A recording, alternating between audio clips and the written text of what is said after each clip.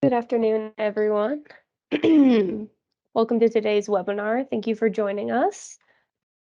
Hey everyone, this is Danielle Del Regno on the customer success team. Today we're going to go over the case studies, the conference, walk through some different scenarios of the pre-fill priorities and configurations, and some use cases for using the completed forms and tips for pre-filling settings and the completed forms. And then we'll have some time for Q&A at the end. And also, if you have any questions during, you can always throw those in the chat too, and we can cover it during the webinar. Next, we'll do the case studies, right? Oh, the conference. All right, so the user conference is going to be in Austin this year for April 4th through the 6th. This one's going to be a little bit different. We're going to do more specific topics and class sessions. So you get to like choose where you want to be and select what you want to based on your interest.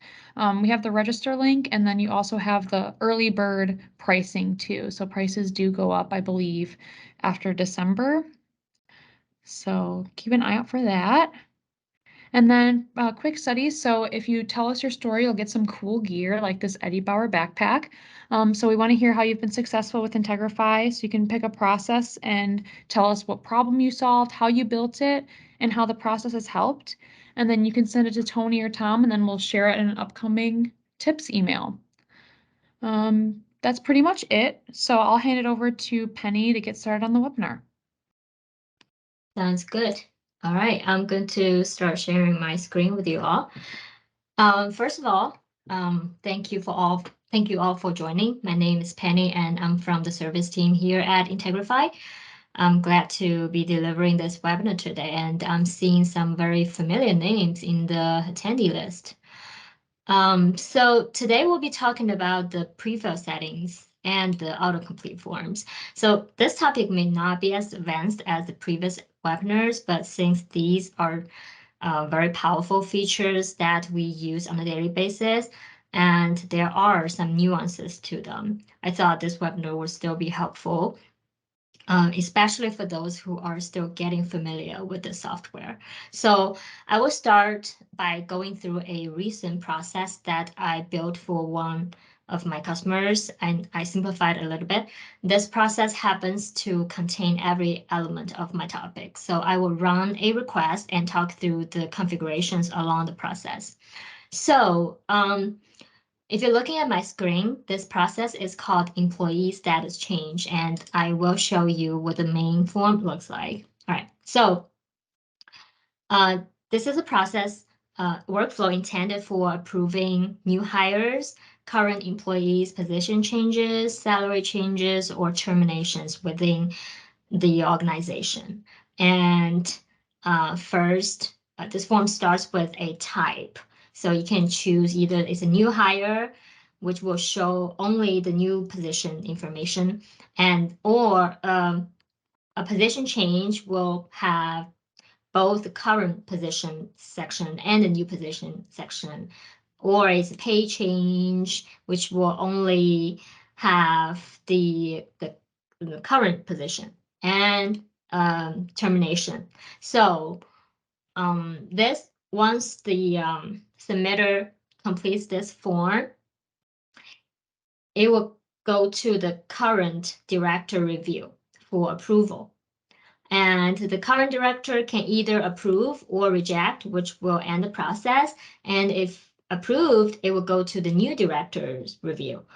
Likewise, if the new director rejects, it will end the process. And if he approves, then it will go to the contract admin for approval. And the contract admin has the power to send this form back to the new director for him or her to fix some information and send it back to the contract admin approval.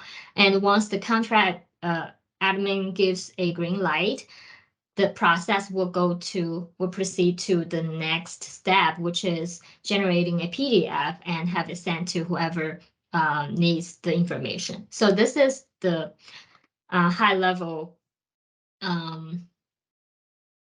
This is just what this process looks like from a very high level standpoint. And next, I'm going to run a request and then show you some configurations related to the prefills and the autocomplete form. All right, so let's run the request. And here you can see that the submitter and the request ID are already pre-filled in this form. So this you may already know is achieved through the prefill settings. So if you go to, let me start this over. So if you go to a form task and go to configure task and advanced settings, there's a section called prefill settings. All right, so this is where you can prefill the form questions with some system data. The requester's name and request ID being two of them. But you also have other options. For example, like a fixed value, you can prefill this question with, for example, a person's email address and use that for a dynamic notification, for example. And there's also request information and requesters information and some other ones. But the fixed value, request, and requester are the main ones that people are using. All right, so this is how you pre-fill the form questions with system data. And after you configure this part, you will want to go to the general settings and make sure that you select specific field pre-fill settings in the first priority. And other than that, we also have other priorities like latest matching field value, which I will be talking about shortly, and also parent process data. This allows you to pre-fill data from a parent request if you have launch request set up. And you will also be able to pre-fill data from any other form that's available in this process. So I have like a few forms like contract admin approval, new directory review. These are all different forms used in this process.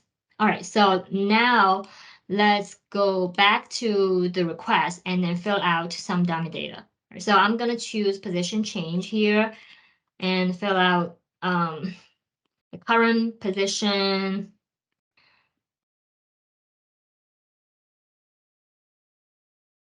and the new position.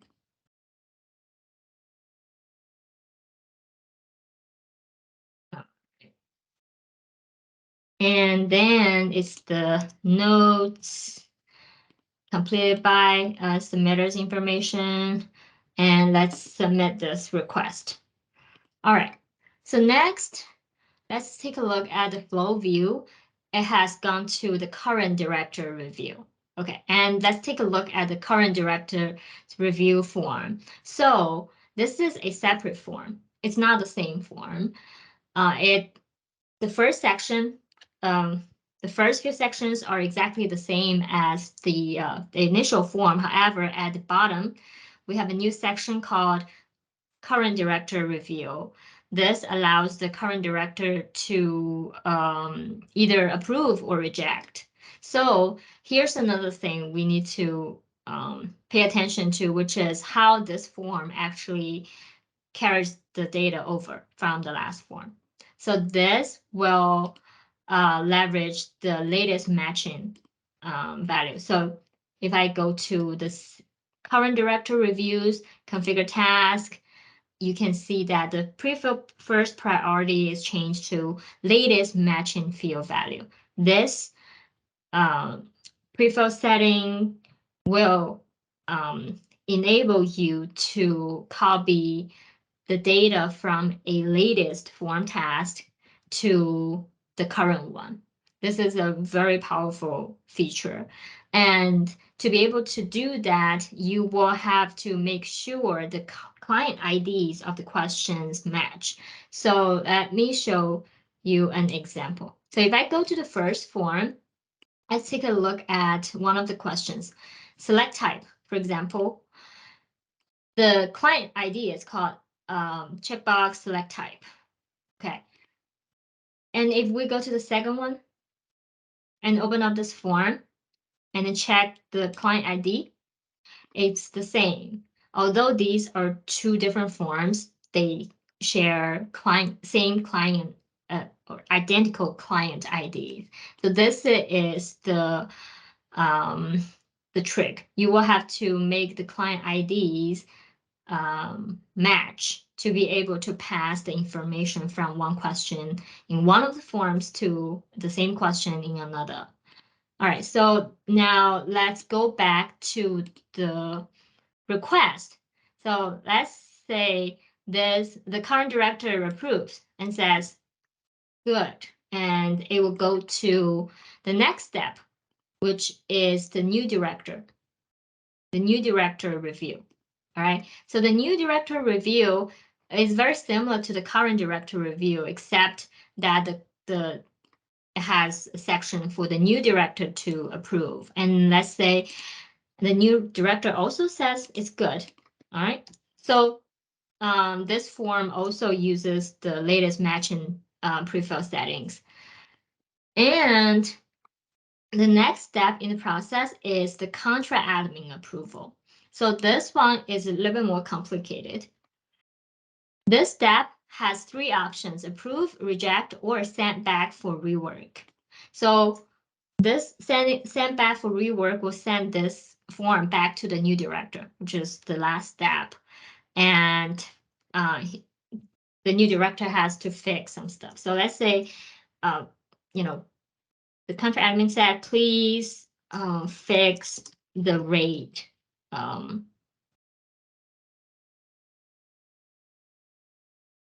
And because of the budget, all right? And let's submit this form and let it go back to the new director review. All right, you can see that now it is at the new director review.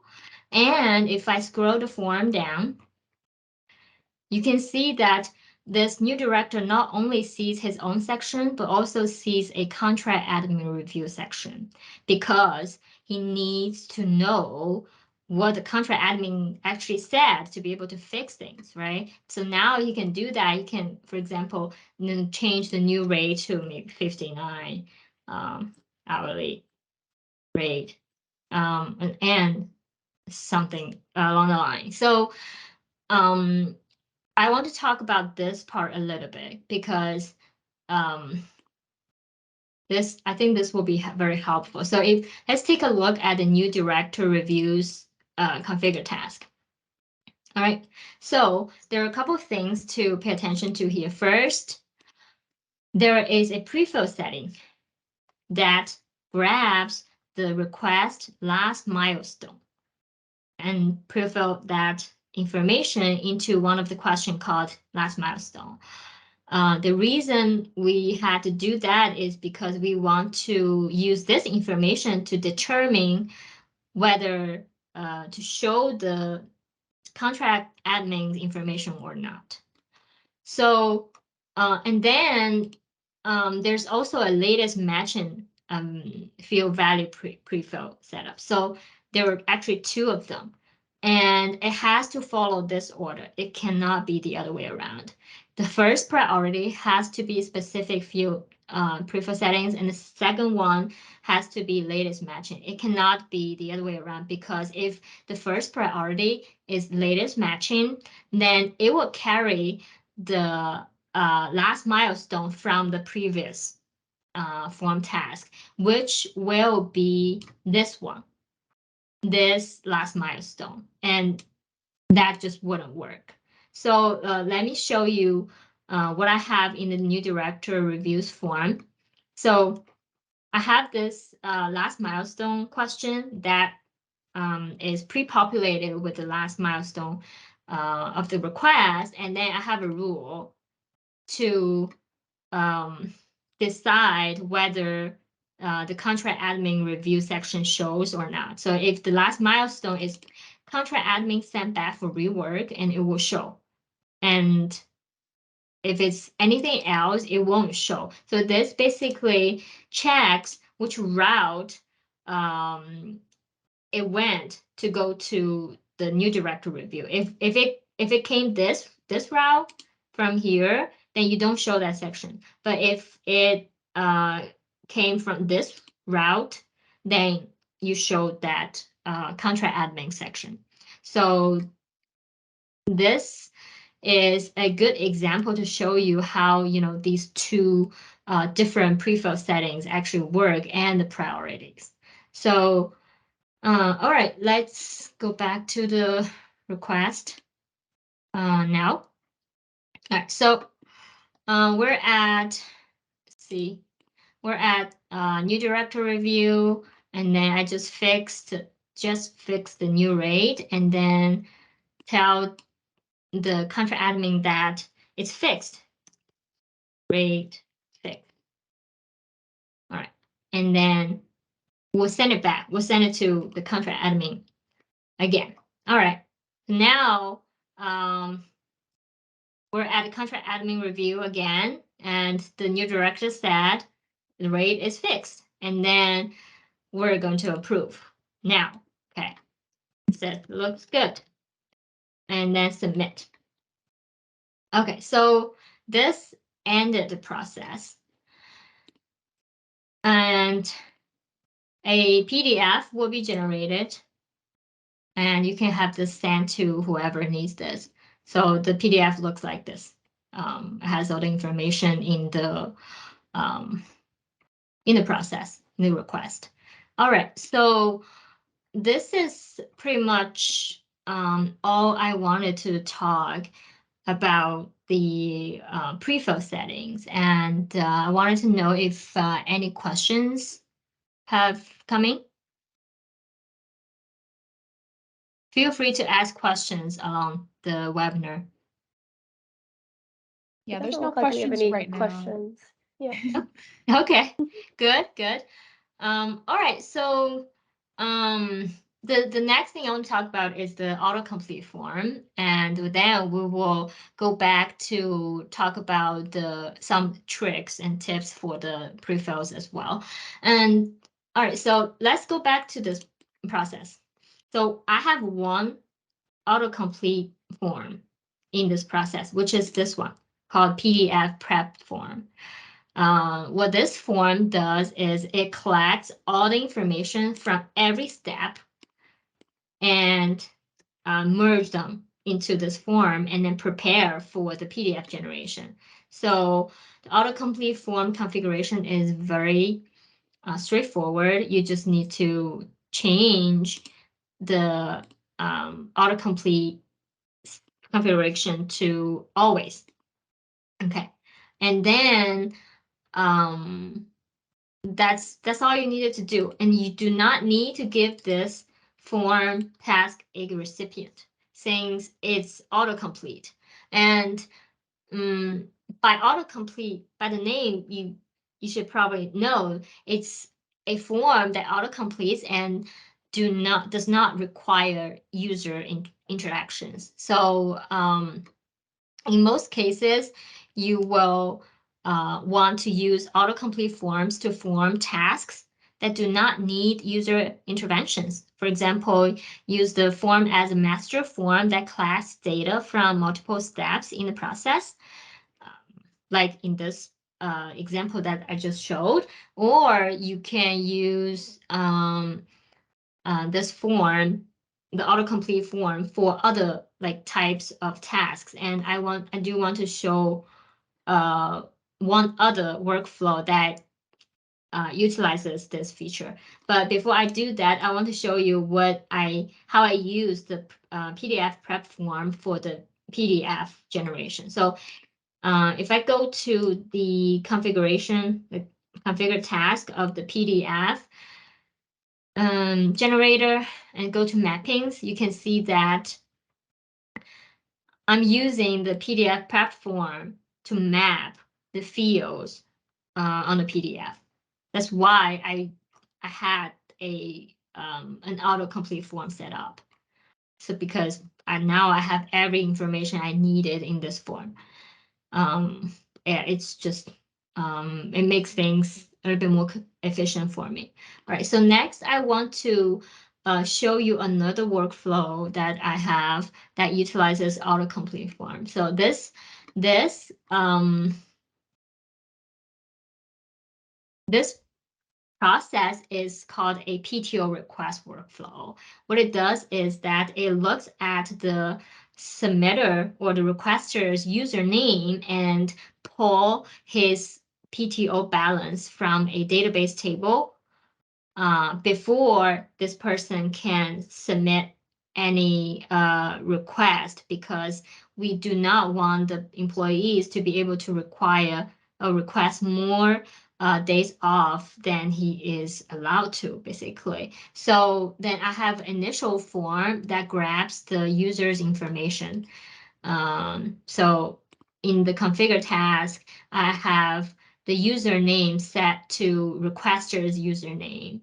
And then this form is autocomplete, always autocomplete, because it actually does not need the user to do anything. So let me just run a request and show you. So this is the main form. I have the username of the requester, and here you can see that the remaining PTO are pulled from the database. And if you, from here, you will know how many PTOs you have left. And for example, if I want to request like 10 days, which I do not have, then it will give me a prompt saying that you are not able, you can request more days than remaining PTO. So this workflow has interactions with the database. So I have a database pull task here, which gets the PTO balance. And this task looks at the username from the initial form. So if I go back and change this form to not autocomplete, as due to never autocomplete, then we can see that the form task is actually like this. It pulls the username.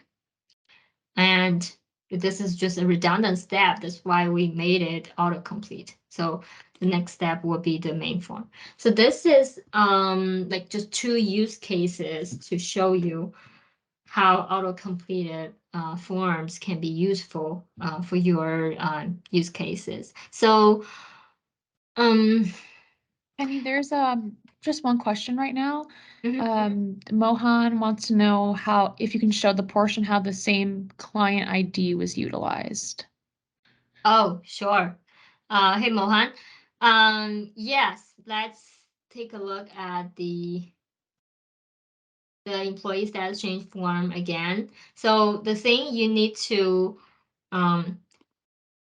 understand is that these are two different forms. Okay, so employee status change points to one form called employee status change form. And the current director review points to another form called employee status change, parenthesis, current director review.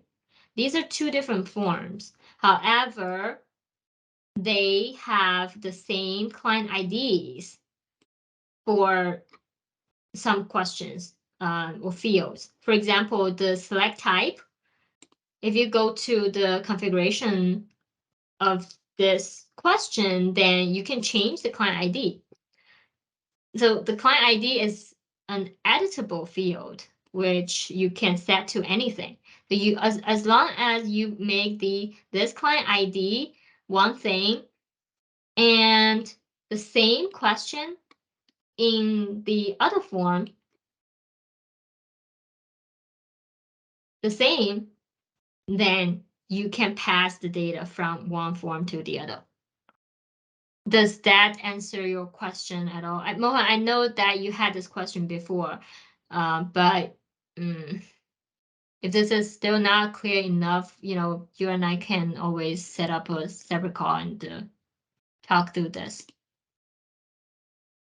We have one more. On the PDF prep form, can you show us what the form looks like? And then Mohan said, yes, it does. Okay, great. Sure. Hey, Chinia. Yeah, so let's take a look at the PDF form, prep form. So this form has the same sections as previous ones. And at the end, it has a current director review, new director review, and contract admin review. So these are the basic information of the request. And then at the end, at the bottom, we have 3 approvals. So I have just to show you the client IDs of these sections. So I changed them to meaningful ones. So because if you want to do latest matching, you want to make sure you have meaningful client IDs, then rather than just like, a string of numbers, digits, because they can be very difficult to look at. But if you change them to more meaningful text, then oh, for this question, this is the client ID, and I'll be using this for every other form as well. Okay, so for example, for the new director review, the client ID is also changed to something that you can comprehend, and same thing for the contract admin. So these client IDs match the ones from previous forms. All right. Trinity, I hope this answered your question. And we have another one. Can you change the client IDs after the fact, or do they have to be done before they have been used in the process?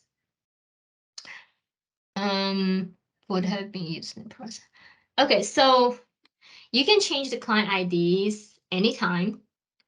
That doesn't matter. You just need to make sure that when you change the client ID for one form, you always change that for the other form as well, and it will apply to new requests right away. Yeah, you can change them. That's no problem. The only other thing you will want to make sure is that you will want to, so anytime you add fields to a form or change the client IDs in the form, always remember to always go to configure task and import the fields, because this was one of the tricks I was going to talk about at the end of the call. But basically, to make latest matching value work, you will have to make sure that they are in the list of the fields to capture. Because if they're not in this list, most likely they won't work. You will have to always make sure they're in this list. Yeah, that's just one thing you have to keep in mind. And I'm sure our customers will learn this very quickly, because they will soon realize this is an issue. All right. Cool. Let's see what else we can talk about. So, okay. Let me talk about some tricks and tips for using these features. I think these are actually very helpful, because a lot of people will run into these problems very soon after they start using Integrify. So first is, before using a specific prefill on the form, you will have to make sure that you start this process with a milestone.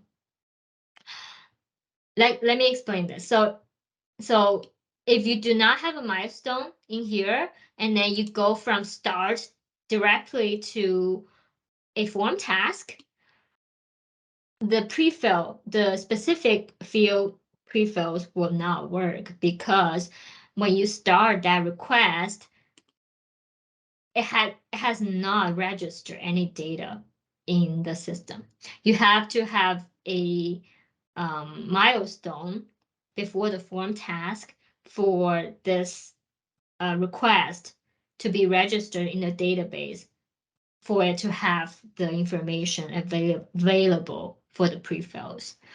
This might sound a little complicated, but just make sure, just remember that when you need to use prefills in the advanced settings like request ID, requester name, always start the process with a milestone. Okay, so that's one thing. And the other thing I want to talk about actually was already covered when I answered Shana's question, which is you always want to list all the questions that you changed or you added to the form in this field to capture the list for the latest matching to work. So yeah, just it's just a rule that you have to follow. And one other thing is about using completed forms. So JavaScript does not run on auto-completed forms. So if you want to if you want the autocomplete form to perform anything through JavaScript, then just don't have the expectation because the JavaScript does not execute on autocomplete forms. You have to do that in other form tasks. And autocomplete forms basically is just to gather the information. You won't be able to write any JavaScript functions in there. All right. So I think that's actually the content of my webinar. It actually ended sooner than I expected, but I can talk through a couple other more advanced settings about these two features. For example, in the prefill settings, you will be able to restrict. There's look at this column. It's called restrict view to role. So you will be able to restrict specific questions from the request detail section. So for example, if you do not want salary, let's see, like the rate to be, I can't find it, but as you do not want the salary to be shown in the request detail, then you can do that. You can restrict this to people that have different roles, basically. So this is I don't see a lot of people use this, but it's worthwhile pointing out so that you know it's something that you can utilize. And also you will be able to change the order of the fields. And this decides the order they show up in the request detail. And in the prefill settings, page, we also have two more complicated setup. One is called query parameter.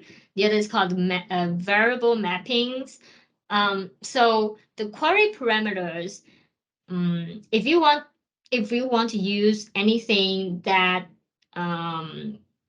can query the database table, for example, like a select question, a checkbox section, or a search box question.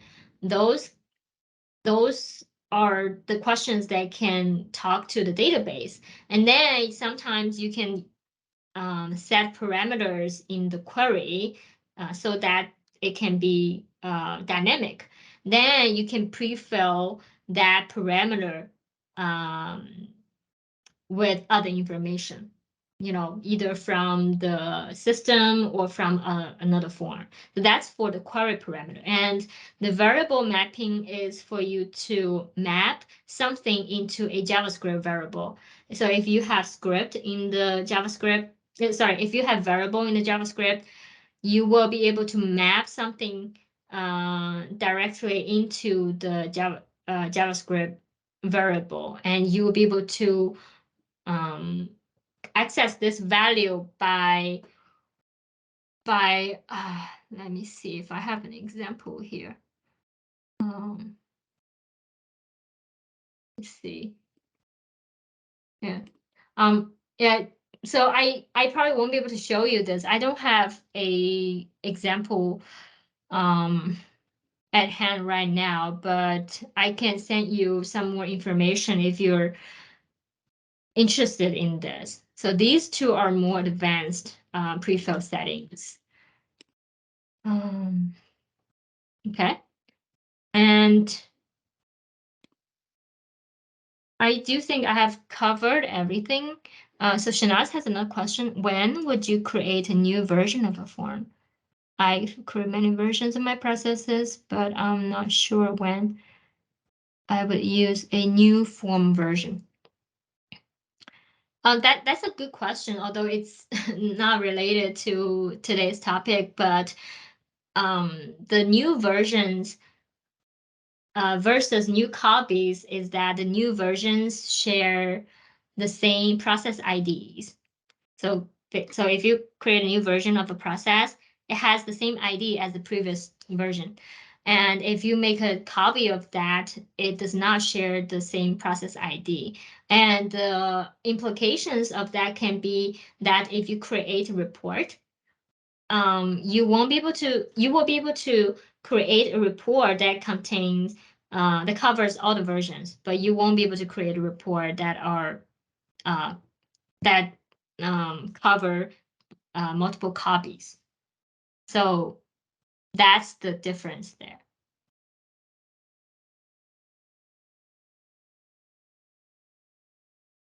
Oh, any other questions? Please feel free to ask. I mean, we still have some time left if you have questions that are, you know, something else not related to this topic. That's okay.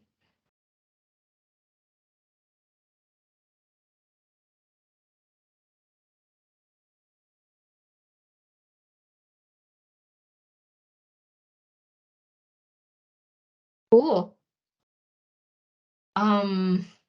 So Tony, what would you suggest? I did, Yeah.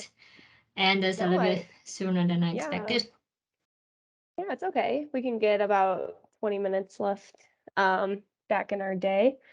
But if no one has any other questions, I'd say we're probably free to go. I'll be sending out a recording again within the next 24 hours with resources. And yeah, just be on the lookout for that and feel free to share it. But thank you guys so much for joining, and we hope to see you next time. Thank you all again, and see you Thank you. next time. Yep. Thanks, everyone.